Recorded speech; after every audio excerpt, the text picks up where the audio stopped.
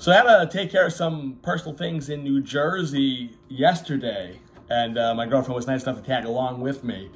And we were close to Morristown. We were in Morristown, actually.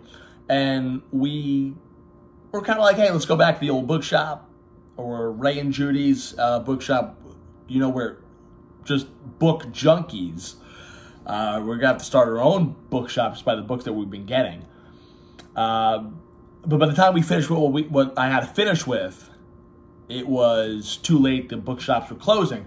So we're sitting there and we're, you know, I mean, she's kind of pulling up some stuff, and she pulls up Montclair Book Center. And they had a great section. They had a huge mystery section. And they kind of had new and used. Great mystery section. Tremendous vinyl section. And again, you can check my Instagram, Chris Soriano 12, and on my Facebook, obviously my name, Chris Soriano. And you can see all of these pictures that we put up there. And it's just absolutely incredible. And you got lost in this place. And this is what I love about bookstores like this, where you just get lost. You're like, wait, did I go down that aisle? No, I was here. Did I go down that aisle? Oh, wait, I think I'm lost. This was something like that. Fabulous vinyl section, huge vinyl section that went kind of up and down the store. They had, like I said, a great mystery section, which my girlfriend was loving. They had stuff, obviously, they had some tarot stuff, which she just is obsessed with. Didn't really see that much sports stuff, but obviously they had great stuff on politics. They had stuff dedicated to first ladies. They actually had a section that not only next to the presidents, they had first ladies as well, which I thought was absolutely incredible. They had a huge section on the Civil War, which is one of my favorite wars to read up on. Big politics section. So I took out a couple of these books here. I got 3 politics books, and I got a mystery. So this one, How Barack Obama Won, State-by-State Guide to the Historic 2008 Presidential Election by Chuck Todd of NBC News and Sheldon Guywiser, also of NBC News. And it shows the breakdown of Obama winning the 2008 election. And, you know, listen, how did Obama manage to win Ohio when he got only 43,157 more votes than John Kerry did in 2004? It's all in this book. What was the percentage of first-time voters in the 2008 election compared to that of 2004? It's all in here. In which states did Obama receive less than 15% of the white vote? It's all in this book. How did Obama win North Carolina, even as black turnout was less than expected? It's all in here. So, and also, how did Bush's unpopularity actually reveal itself in the final national tally, which I thought, to me, was the biggest thing of the 2008 election. And that was the first election that I personally voted in. I voted for Barack Obama. And again, I'm going to be honest with you. I thought that a black president was a historic thing. So that was kind of on my mind, making history the first time I voted, but also looking at his policies compared to McCain. And I thought Obama came out on top with a lot of the policies, and I didn't think McCain would have been a good president. I certainly did not really trust Sarah Palin either. Plus, I think at that point, we were all just sick and tired of a Republican after 8 years. And George W. Bush, I mean, now he's looked in a little bit of a favorable light, but he was looked at as a disaster. And at that point, arguably the worst president in American history. So with the whole Iraqi and the fake WMDs.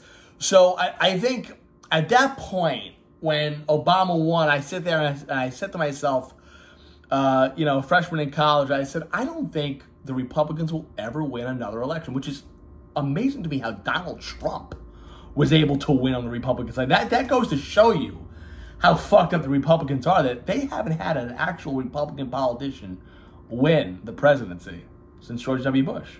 I mean, Trump won, and Trump was not a fucking politician. He was an apprentice TV show joke, and he won. That shows you the demise of the Republican Party. And I tell you right now, I think George W. Bush had a lot to do with it. So this is a great book to read, How Barack Obama Won. I can't wait to dig my teeth into this one. This was another one that I got, Alexander Hamilton, American, special edition celebrating the New York Historical Society exhibition, Alexander Hamilton, the man who made modern America. And it's by Richard Brookshire. And this is another one. Alexander Hamilton fascinates me. Absolutely fascinates me. And I feel like he's one of the founding fathers that is not talked about enough. And this is just a book that I gotta just sink my teeth into. They got a great picture section here. If you kind of like that, a lot of great pictures here, lots of shots of Alexander Hamilton's life and stuff involving him. Very, very good book. Talks about his time as Treasury Secretary. It looks great, kind of flipping through it. Also got this one, The Impeachment of Richard Nixon. Now, Nixon, to me, is another guy that fascinates me. Now, you know my top presidents. They're FDR, obviously. FDR, JFK, Lincoln. I'm fascinated by Teddy Roosevelt. Reagan fascinates me. Clinton fascinates me. But Nixon also is another one. You know, and it's funny, you look at that first debate that he had with Kennedy back in '60. If you closed your eyes and listened, and you were listening on the radio, Nixon won the debates easily. But he just looked like a deer caught in the headlights, and he looked like just such a ski-bots. And Kennedy had that charm look, and that's what kind of did it in. But we all know the impeachment, and we all know Watergate. So this is a book that I can't wait to read. It's by Leonard Leroux, The Impeachment of Nixon. And it clarifies the true significance of Watergate and its related acts of sabotage. So this is something that, and he is a scholar, Leonard Leroux, on the Nixon era. He's really well equipped in this field. He's a big Nixon guy. So that's a book I'm looking to read. So those are the 3 politics books that I got. And then I got The House Without a Key. Little Charlie Chan action, baby. Little Charlie Chan. Okay? I think I read one Charlie Chan book when I was younger, when I was really young, maybe like 16, 17. And I think I had to read it for school. But I don't remember it.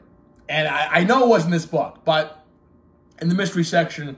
And again, great price. I mean, $3. $3 for this. $3. How can you beat that? And it's a little book. See, these are the books also that I like. I can't sit there and have 20 of these huge books. This is a book that I can get through in a day or two. Something like this also. Because, again, I am kind of all over the place.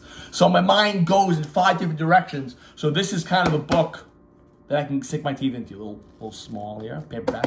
So Charlie Chan and 3 mystery books. Montclair Book Center. You got to check them out. You'll get lost in there if you're ever in the area. And plus, there's a great